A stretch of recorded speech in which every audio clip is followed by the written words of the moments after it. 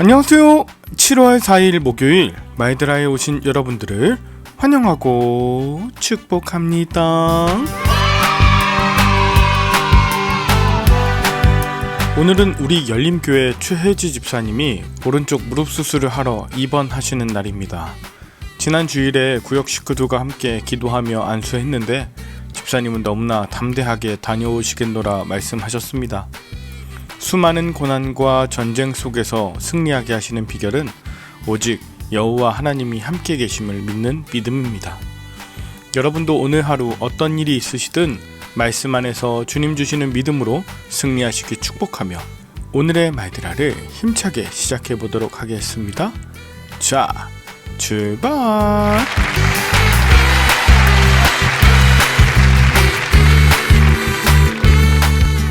오늘은 역대상 19장을 묵상합니다.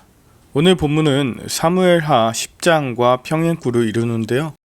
오늘 본문 1절은 암몬 왕 나하스가 죽자 2절 다윗이 그의 아들인 한운을 위로하고자 조문사절단을 암몬으로 파견했습니다. 비록 암몬은 이스라엘과 적대적 관계에 있었지만 암몬 왕 나하스는 다윗이 사울을 피해 도망다닐 때 그에게 호의를 베풀었던 적이 있습니다. 그래서 나하스가 죽자 문상을 하게 된 것인데 문제는 3절 암몬의 방백들이 조문사절단을 정탐꾼이라면서 보고했고 이에 나하스의 아들 한운 왕은 4절 다윗의 신하들을 잡아 그들의 수염을 깎고 의복을 잘라 하체가 드러나도록 하게 하여 이스라엘로 돌려보냈다 합니다. 고대 근동에서 수염이란 남성의 상징으로 여겼기 때문에 수염을 자른다는 건 거세를 의미하는 것이고 또 의복을 잘라 하체가 드러나도록 하게 하는 건 거세한 이들에게 주는 매우 모욕적인 행동이었습니다. 한우는 다윗의 호의를 배신으로 갚은 것이죠. 우호조약을 받아들이지 않을 뿐 아니라 전쟁을 하겠다며 도발한 것입니다. 한우는 그저 방백들의 조언을 듣고 다윗이 보낸 사절단에게 이처럼 무례하고 치욕스러운 일을 자행하고 말았습니다. 참으로 어리석은 한운이죠. 그에게 제대로 조언해줄 사람 하나가 없어서 그저 휘둘리기에 바쁜 그 한운 왕. 자신이 지금 무슨 일을 행한지도 모르고 나쁜 일에도 앞장서기에 바빴던 그는 어떻게 되었을까요? 다윗은 그렇게 모욕을 당하고 돌아온 사절단을 맞이하고 위로하기 위해 수염이 다 자라서 모욕의 흔적이 없어질 때까지 여리고에서 그들을 머물게 했습니다. 예루살렘으로 바로 돌아온다면 많은 사람들이 그것을 보게 되고 사절단 사람들과 본인들도 창피함을 느낄 수 있었기 때문입니다.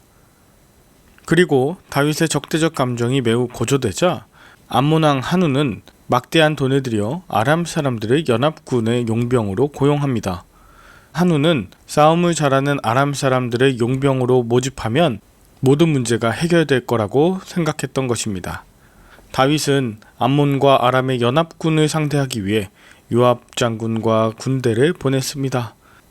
객관적으로 봤을 때 암몬과 아람 연합군의 숫자와 기세가 엄청나서 쉽지 않은 전쟁이 될 법했어요. 그러나 연합군 대부분의 나라들이 요단 동편에 있는 두 지파 반과 맞닿았기 때문에 두 지파 반의 성읍을 지키기 위해서라도 이 전쟁은 반드시 승리해야만 했습니다. 이제 이스라엘의 요압 장군은 아비새와 군대를 둘로 나눠서 자신은 아람을 그리고 아비새는 암몬을 상대하게 했죠. 함께 뭉쳐도 힘든데 흩어지는 건 굉장히 위험한 행동입니다. 그러나 요압이 아람을 직접 상대하고 정예부대를 만든 것을 보면 요압 스스로가 하나님의 성읍을 지키기 위해 담대한 것을 알 수 있습니다. 여호와께서 자신이 원하는 대로 행하시길 기도하고 있고요.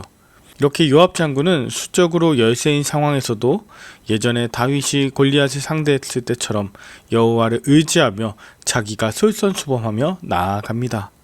그는 승리와 패배가 여호와 하나님께 달려있으니 담대하게 싸우자고 외치면서 이 전쟁이 하나님의 전쟁이 되게 하였습니다. 그 결과 이스라엘의 기세에 눌린 아람 군대는 도망하였고요.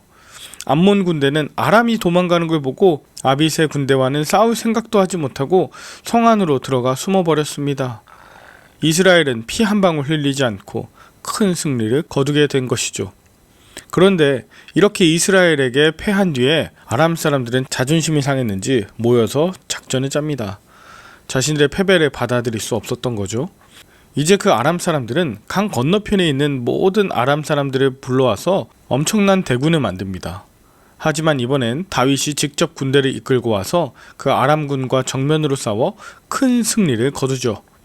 결국 아람 사람들은 자진해서 다윗과 평화 조약을 맺고 다윗에게 조공을 바치게 됩니다. 그리고 자신들에게 도움을 요청했었던 암몬과 한운 왕을 다시는 돕지 않았습니다. 이처럼 돈으로 맺어진 관계는 영원할 수 없죠. 사실 여부와 상관없이 이익에 따라 움직이는 자는 결국 이런 큰 대가를 치를 수밖에 없습니다. 여러분은 오늘 본문을 통해 무엇을 느끼셨나요? 좋은 마음으로 호의를 베풀려다가 오히려 수치와 모욕을 당하신 적이 있나요? 주변 사람들의 말만 듣고 휘둘려 어리석은 결정을 하신 적은 없었나요? 요즘 내가 돈으로 해결해보고자 하는 일이 있는지, 돈 때문에 모인 관계가 위기 앞에서 어떻게 될지 생각해 보신 적이 있나요? 마지막으로 나는 고난 가운데 하나님의 선하심을 인정하며 함께 싸울 믿음의 동역자가 있나요? 여러분, 괄목상대라는 말이 있습니다. 이전과 달라진 상대를 보고 깜짝 놀라 눈을 비비고 다시 보게 된다는 뜻이죠. 과거의 나의 판단으로 상대를 함부로 대하면 오늘 본문 속 한운과 같은 악행을 저지르고 또 아람 군대와 같은 엄청난 대패를 당하게 됩니다. 마음이 교만했기 때문이죠. 지금 다윗은 예전에 사울을 피해 도망치던 자가 아닙니다. 함부로 해서도 안 되고 그들이 이길 수 있는 존재도 아니었습니다. 하나님이 함께 하시고 계시잖아요. 여러분, 과거의 고정관념을 지키고자 돈과 목숨을 담보로 하는 그런 어리석은 선택을 여러분도 하시지 않길 바라요. 하나님만이 변화하는 세상 속에서 저와 여러분을 지키시는 유일한 능력이시며 고난 중에도 서로 말씀을 나눈 요압과 아비새 그리고 다윗과 같은 자를 통해 구원을 이루시기 때문입니다. 오늘 여러분이 당하시는 어려움과 수치 앞에 절대로 돈 의지하지 마시고 하나님만 의지하시며 함께 말씀 나누며 승리하시는 하루 되시길 축복합니다. 함께 기도할까요? 하나님 아버지, 은혜를 조롱으로 갚으며 사랑을 사랑으로 받지 못하는 삐뚤어진 한운이 바로 내 모습입니다. 방백들의 말에 쉽게 흔들리며 앞장서는 저를 불쌍히 여겨 주옵소서. 돈으로 맺어진 관계는 오래갈 수 없음을 깨닫게 해주셔서 감사합니다. 고난 중에 서로 말씀을 나누며 나아가는 믿음의 동역자들 허락해 주시옵소서. 이제는 믿음의 공동체에 속해 온전히 주님만을 의지하며 따르게 하여 주시길 예수 그리스도의 이름으로 기도 올리옵나이다. 아멘. 오늘도 좋은 하루 되시길 바라며 저는 내일 다시 찾아뵙도록 하겠습니다. 샬롬.